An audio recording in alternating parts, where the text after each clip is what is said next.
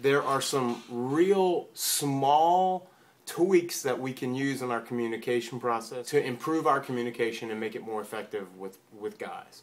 One is that whenever you're having a conversation with a guy, face to face, heart to heart, just like this, that can be really intimidating for a guy. We feel really exposed. We feel really vulnerable. In fact, if you notice in the Oval Office, look and see how the two chairs are positioned. They're not directly facing one another. They're just slightly turned out. And often there are two men sitting in those two chairs.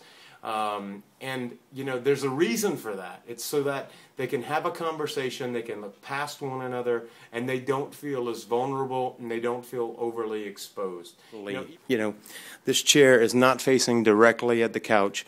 I have it just slightly angled toward the couch, and depending upon where my client sits, I can move this chair anywhere in the room. You can do another practical thing that you can do that's really easy, when talking to your husband or talking to a guy, or your son or a student, a male student or whatever, is to take them for a walk. Two things happen though when you're going for a walk. One is that you're not directly facing one another. You're both facing in the same direction.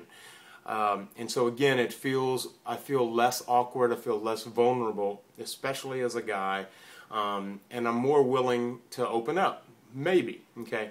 The other thing that's going on there, and this is why the walk I think is like the penultimate, there's a word you don't use at the drive-thru. The walk is one of the better ways to have a conversation with a guy, because you're moving.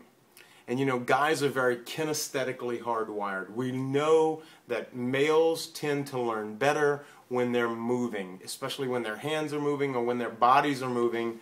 Our brains are more actively engaged. And one of the reasons is that the male brain goes into these neural rest states more frequently than the female brain. And I know all you women out there are going, this explains a lot. I knew my brain was better than his brain.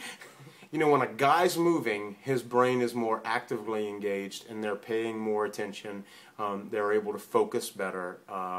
And it, again, relaxes them and it frees up some of our male inhibitions toward verbal communication, especially if the conversation is just slightly deeper than what's for dinner.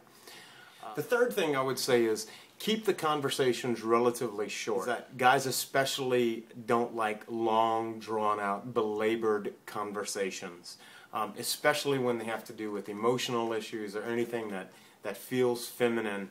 And some guys do. Some guys, they're hardwired a little differently, and that works for them. But if all the traditional stuff you're doing is not working when talking with your son, or it's not working when you're talking with your husband, these are just, you might try these things because these are generalizations, but they also tend to work. So keep the conversations shorter. Have more frequent but shorter conversations rather